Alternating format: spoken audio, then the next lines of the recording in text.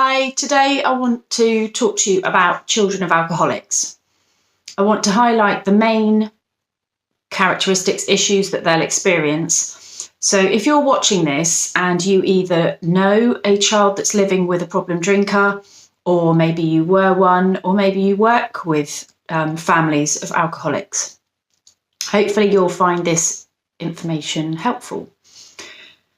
So if I think about some of the issues that I experienced, I know that these are pretty common in lots of homes. One thing I would say is that everyone's home is different, every situation is different, every situation is unique and equally complex.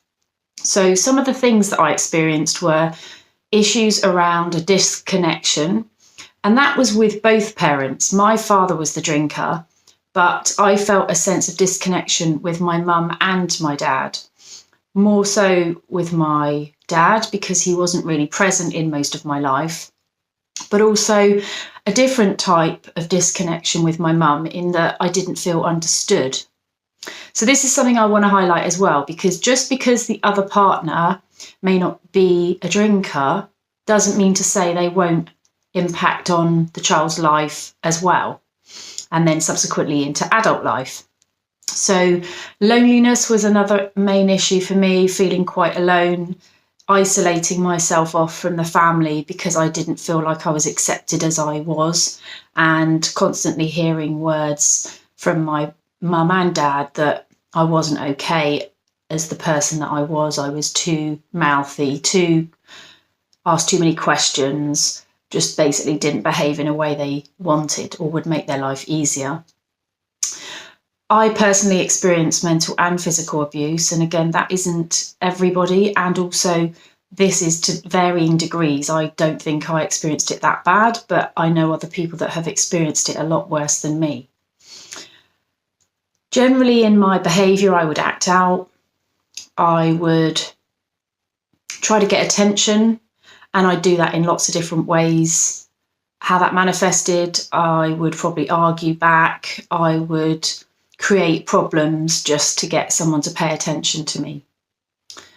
Some of the other issues we had was money, so we were always very aware of the lack of money because my dad was spending it on his drink.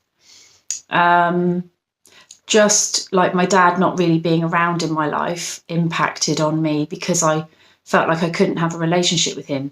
But that didn't stop me hoping that I'd one day have a relationship with him, and it would be the relationship that I'd want. Someone who would love and care for me and support me unconditionally. I experienced a lot of conditional love. So if you do this, then we'll love you. So not I'll love you whatever you do and whoever you are. Some of the other things, I was very scared of my dad, and subsequently in my adult life, this has meant that I am fearful, or was fearful, of people in authority figures. I didn't have trouble speaking up, but I know a lot of children of alcoholics do, and they struggle to say how they feel. Saying how I feel is a different thing to saying, if I don't think a situation's right. And so I never really struggled to say if I didn't agree with something, but expressing how I actually felt about something was another matter. And often that was because I had no idea how I felt. I know that I had a lot of anger, and I would still say that I have anger from various things that have happened. And again, that's a work in progress. But I believe that children will have a lot of anger because they've got a lot of resentment about what's going on in the situation. And particularly if one parent isn't protecting the child from the alcoholic, there'll be a lot of anger and resentment around that. And this can then subsequently affect you in your adult life. So a lot of the issues that happen as a child of an alcoholic impact you as an adult. So if you're experiencing these things as a child and you can relate to what I'm saying, you might want to look at your relationships and reflect on how your life is now. And you'll probably see the connections with where it's come from. Building relationships and sustaining relationships is a really big issue for children of alcoholics. I also struggled in adult life to put boundaries in place and to say what was and wasn't okay. I'd often do things for other people when I was a kid and try and be the good kid, to be accepted, to be loved. And then this has subsequently carried on into my adult life. And then, you can become a people pleaser, and you're doing it because you want those people around you to love you and you want to be accepted by them. And all the time this is sort of going on, your self-esteem and confidence is already low, and it's, you're putting all of this in the hands of other people. You're dependent on other people making you feel good, because doing things for other people is a lot more fun than doing things for yourself, because you get that external gratitude from people. Often they'll say, oh, thank you so much for helping me. And that makes children of alcoholics feel good. And that's why we do it. It makes us feel valued. It makes us feel worthy.